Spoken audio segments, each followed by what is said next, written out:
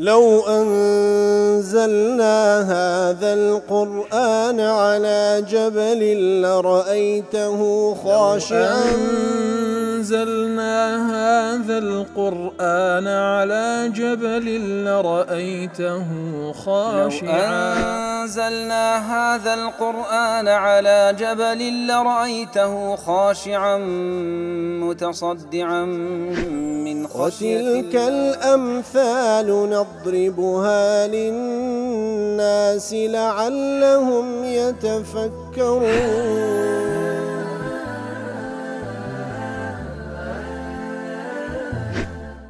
الحمد لله والصلاة والسلام على رسول الله وعلى آله وصحبه ومن والاه. السلام عليكم ورحمة الله. برزنا خوش حالم لوانين وصوت الشيخ لوانا كاين تفسير القرآن في رزمين وخزمتان بس رزامن دي رب العالمين وهي ودان بأوي آزي السودي لور بقرن. أعوذ بالله من الشيطان الرجيم. بسم الله الرحمن الرحيم. الآن خفف الله عنكم وعلم أن فيكم ضعفا فإن يكن منكم 100 صابرة يغلبوا 200 وإن يكن منكم 1000 يغلبوا 2000 بإذن الله والله مع الصابرين. والله خوش يفسنا كل واني رابط لخدمة دوات وآت بيش وتروين كرب العالمين لآت بيش وترباسي لوكر كوا يقل مسلماناني خوراقر آرام قرد برامبر بدكسي كافري بباور ذلك بأنهم قوم لا يفقهون. دواتري خواهي قول سبحانه وتعالى أو حكمي تخفيف ذكر سر إيمان دانواتا ندبوا أجر يك بدجبي مسلمانان هل بين لبردستيان دبوا خوراقر بن چونك خواهي قول وعدي دابو كأجر يشي خوراقر برامبر بدي لأوان خواهي قول سبحانه وتعالى نصرتيان دا بلام دواتر لو آتي استعلى خزمتي داي خواهي قول تخفيفي كل سر إيمان داران بويكوا يك برامبر بدو نك يك برامبر بدا. الآن خفف الله عنكم يتر استا رب العالمين تخفيفي كر سوچي كر لسرتان وعلم أن فيكم ضعفا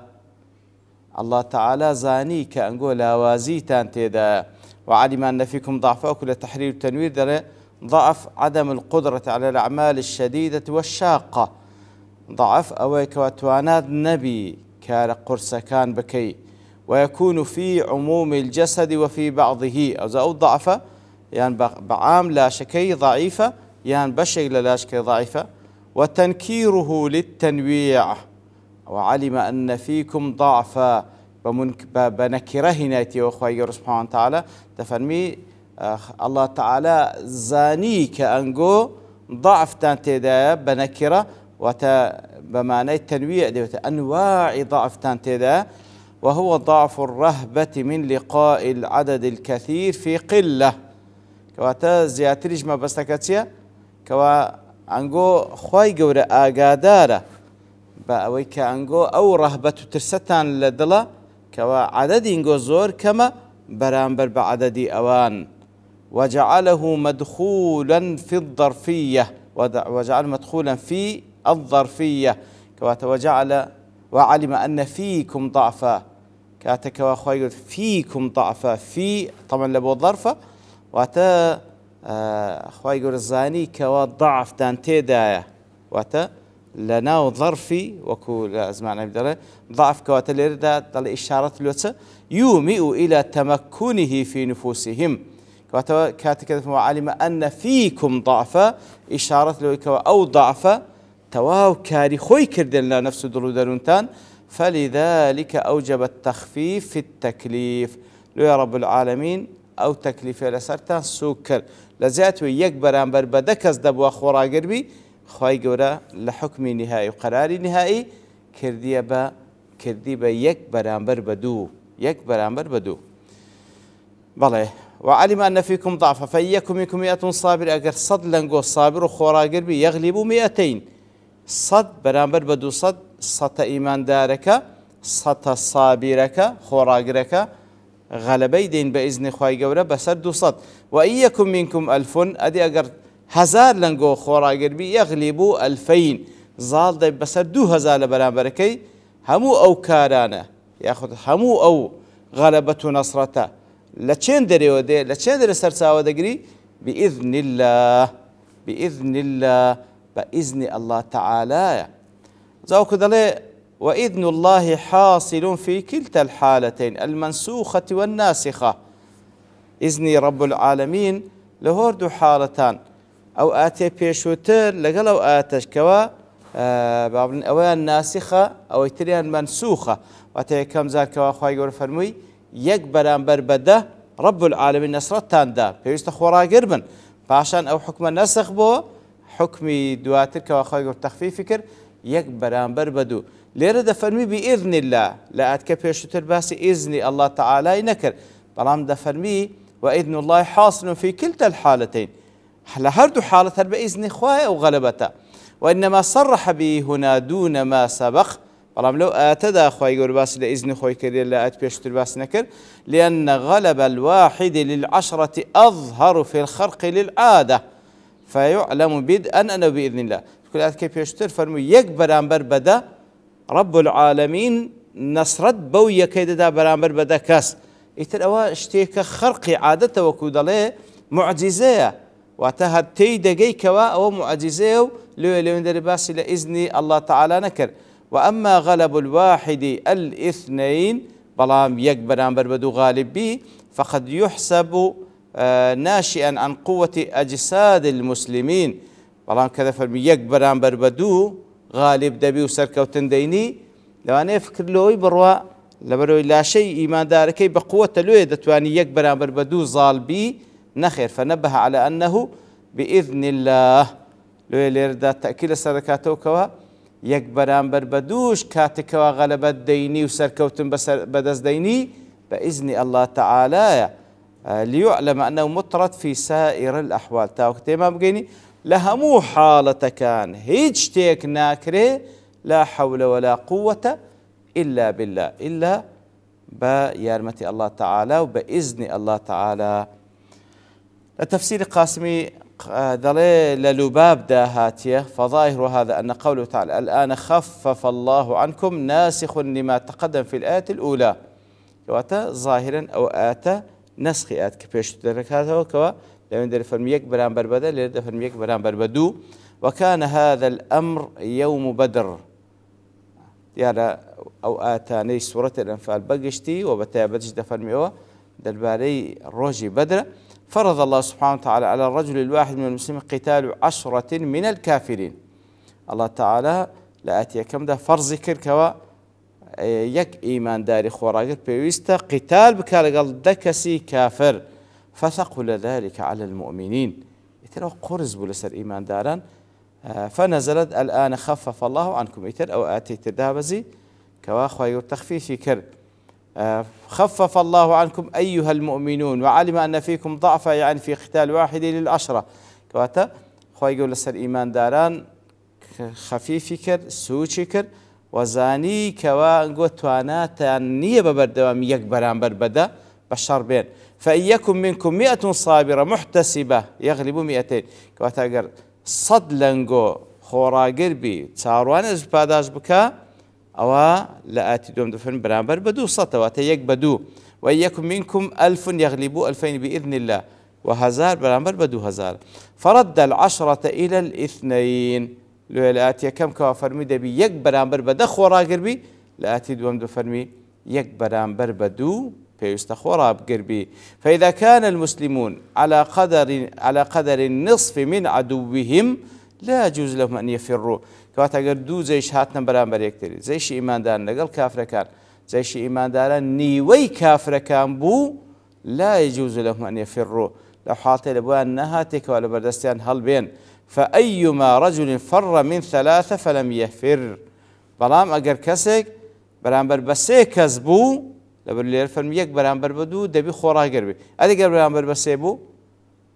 فلم يفر كواتا لو حالتي أقر يك برانبر بسي حالات أو بفرار حساب ناكريو بقناح لسر حساب ناكري ومن فر من 2 فقد فر بلام أقر كسك برانبر بدو كس هل بي أو فقد فر أو قناه التاواني هلات نكي لسد نسريه وهو هل قاسم دليل عناية هاتية وذهب مكي إلى أنها مخففة لا ناسخة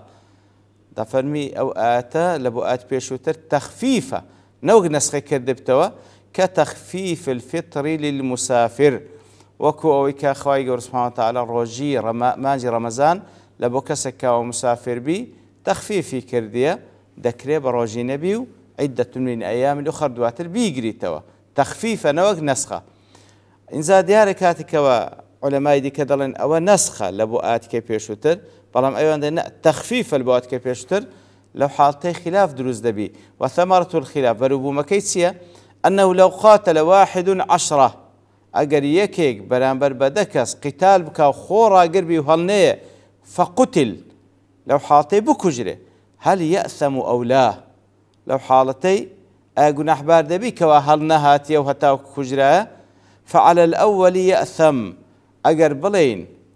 ئەو ئاەتی پێشووتری نەسخ کردەوە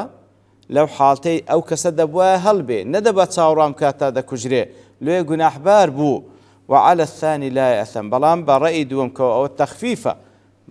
نەسخ نییە ئەگەر خۆڕاگربی هەتا دەشکوژرێ گوناحبار نابی وەکو کەسی مسافر لە بۆی هەیە بە ڕۆژێبی بەڵام ئەگەر بە ڕۆژیش نەبی باوڕێن فتار بکاتە لە بۆریکەوە لە سەفەرە لە بۆی هەیە و ئیشکالی تێدا نییە کەواتە لەبەر ئەوەی ڕوخسەتێکە لە بۆی نەوەک فەرز بی ئیلا مسافر نابی بە ڕۆژێبی کەواتە لەو حاڵەتەش عینی بە هەمان شێوە ئەگەر بڵێن ئەوە ناسخە لە بۆ ئەوەی تریان نابی بە هیچ شێوەیەک ئەو کەسە خۆڕاگر بەرامبەر بەدە کەسە تا دەکوژرێ ئەگەر بکوژرێ لەو حاڵەتەی مادەم منسوخە ئاەتەکەواتە گوناحبارە بەڵام ئەوەی دووەم کە دەفەرمی تەخفیفە گوناحبار نابی کەواتەوە ڕوخسەتەکە پێدرا ئەگەر هەڵبێ ئیعتیادێ هەڵیش دێ ئەوە بە عەزیمەتی وەرگرتیە و طەبیعیە. جا لە ئاەتی دواتر خوای گەورە دەفەرمی ما كان لنبي أن يكون له أسرى حتى يثخن في الأرض لە بۆ هیچ پێغەمبەرێک نەهاتیە کەوا ئەسیر کەسانێک بەدیل بگری لە ڕووبەڕووبوونەوەدا حتى يثخن في الأرض حتى ئەو کاتێکەوە قەت لە چی زۆر لە مقابلەکەی دەکا قووەتی ناهێڵی ئەو جدووە لە بۆی هەیە بە ئەسیر بگری لەگ لە سەرەتادا لە یەکەم ڕووبەڕووبوونەوەدا لە مقابلەکەیدا بە ئەسیر بگری تريدون عرض الدنيا ئەوەی ئەنگۆ دەتانەوێ ئەوەیەکەوە خۆشیەکانی دنیاکەوە زائیلە و دەڕوا دەتانێت ئەو بەدەست بینن والله يريد الآخرة الله تعالاش چی دەوێ ئاخرەتی دەوێ ئەزر و پاداشتی ئاخرەتی دەوێ لە بۆنگۆ والله عزيز حكيم الله تعالى هم عزيزة هم حكيم وكو دين باسی دەکەین لە تەفسیر سعید دەڵێ هذه معاتبة من الله لرسوله وللمؤمنين يوم بدر أو آتا عتابك للان الله تعالى لبو پیغمبركي صلى الله عليه وسلم لبو إيمان داران لويكوا لبدر رويدا إذ أسروا المشركين كاتكوا كسانش لمشركان بديل قرد وأبقوهم لأجل الفداء أواني أن هشت نوا نيان كشتن تاو كدواتره فديان لور بقرن واتبا بارا مقابل بمقدار لبارا أزاديان بكن لردا الله تعالى عتاب لبيغمبركي ذكر صلى الله عليه وسلم لقال إيمان داران جاء لسبب نزولك وكل چەندین حديث لو أنا كإمام مسلم روایت کرده دفن پیغمبر صلى الله عليه وسلم دربارەی حک ئەو ئەسیرانە سلێ بکەن لە دوای ئەوەیەوە باڵێن غەزوەکە تەواو بوو ئەوەندە ئەسیریان لەبەردەستە مەشورەت بە ئەبوو بەکر و بە عومەر دەکا خوایان لێ ڕازی بی دەفەرمی ما ترون في هؤلاء الأسارى ڕەئیتان چێ بەرامبەر بەو ئەسیرانە ئەبوو بەکر دەفەرمی يا رسول الله يا نبي الله هم بنو العم والعشيرة وأنا هەمووی ئامۆزای خۆمان و عشیرەتی خۆمانن رأي من وأن تأخذ منهم فدية رأي من وأن كفدية لمقابل داور بقري يتر أو فدية كوري دقرين أو مالو دارا دبي تهيز وتواناك لبو إيما برامبر بوان وعسى الله أن يهديهم للإسلام فيكون لنا عضن وأنا شكد منين وأنا نيان كوجين هم أما لولاني إسفادة كين كوا أو باري لوان وردقرين لبو إيما يارمتي دركة كوا بهيستر برابر بكافران ولو أنا شاء أسيران كوا دمينين وبالكو دواتري خواهي قوري هدايات يامدا بابن مسلمان وبابن بشتي إيما بلام كاتي كوا برسيان لإمام عمر دك أخوالي رازي بي دفرمينا خير أمن أو رأي منية كوا أبو بكر هيتي خوان لرازي بي بلكو رأي من أن تمكننا فنضرب أعناقهم بلكو دەستمان واڵا بکەی لەوەی کەوا لە گەردەنیان بدەین بیان کوژین ئەو جا دەفەرمی هەر یەک لە ئێمەش با نزیکەکەی خۆی بکوژی علی عەقیلی بکوژی و هەروەها فلانە کەسی بکوژیکەوە هەمووی خزم و کەس یەکترین تاوەکو حتى يعلم الله أنه ليست في قلوبنا هوادة للمشركين تاوەکو الله تعالى بمان ناسی کە ئێمە کەسانێکین بەرامبەر بە مشریکان ئەگەر باب و برای خۆشمان بن هیچ نەرمونیانیەک بەرامبەریان نییە لە ناو دڵ و دەروونمان ئیتر لەبەرەوەی هە لە دەرەجای قسەکانی عومەر دەفەرمی ئەوانە کە ئێستا لە بەردەستمان ئەوانە ئەئیمە و پاڵەوانەکان و پیاو گەورەکانی قوڕەیشە لێیە با لە ناویان بین بەڵام دیارە پێغەمبەر صلی الله علیه وسلم ڕأیەکەی ئەبوو بەکر پەسەند دەکا ڕێی ئیمام عومەر پەسەند ناکە خوای گەورە لە هەردوو ئیمام بەڕێز خوای گەورە لێیان ڕازی بی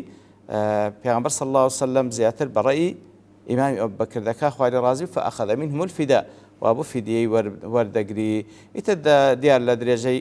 حەدیثەکەدا کاتێکەوە ئیمامی عومەر خوای لێ ڕازی دەفەرمی لە بۆ دواترێک کە دیتمەوە دەبینمە پێغەمبەر صلی الله علیه وسلم لەگەڵ ئەبوو بەکر خوایان لێ ڕازی بی دانیشتینە دەگرێن دەڵێ منیش گوتم لەبەرچی دەگرێن ئەگە بزانم شتێکە پیشانی گریان ئەمنیش دەگرم ئەگەنا هەلە بۆ گریانی گۆ دەگریم پێغەمبەر صلی الله علیه وسلم فەرمووی عذاب هات عرض کرا لە بۆ من لە بۆ ئەوانەی مقابل بۆی کەوە فیدا وەرگیرایە نزیکتر لەو دارێک کەوا دارێکی دەستشاکەوە نزیک بریان بەڵام خۆی گەورە سوبحانه وتعالى بە ڕەحمەتی خۆی ئەو عذابەی نەنار ئیتر لەبەر هەندێ دەگریێ پێغەمبەر صلی الله علیه وسلم لەگەڵ ئیمام بەکر خۆیان لێ ڕازی بوو الحاصل بەو شێوە بوو کەوا بڕیاری وەرگرتنی فیدیەیاندا و دواتریش لەو ئاتە رب العالمین گلەییان لێ دەکا دیارە ئاتکەشتی تری تێدا ما باس بکەم بەڵام لەبەرتەوابوونی کات دەوەستین بە پشتیوان رب العالمین لەوانەی داهاتوو دێنەوە خزمەتی وصلى الله وسلم على نبينا محمد وعلى آله وصحبه أجمعين وآخر دعوانا الحمد لله رب العالمين لو أنزلنا هذا القرآن على جبل لرأيته خاشعا أنزلنا هذا القرآن على جبل لرأيته خاشعا أنزلنا هذا القرآن على جبل لرأيته خاشعا متصدعا من خشية الله وتلك الأمثال نضربها للناس لعلهم يتفكرون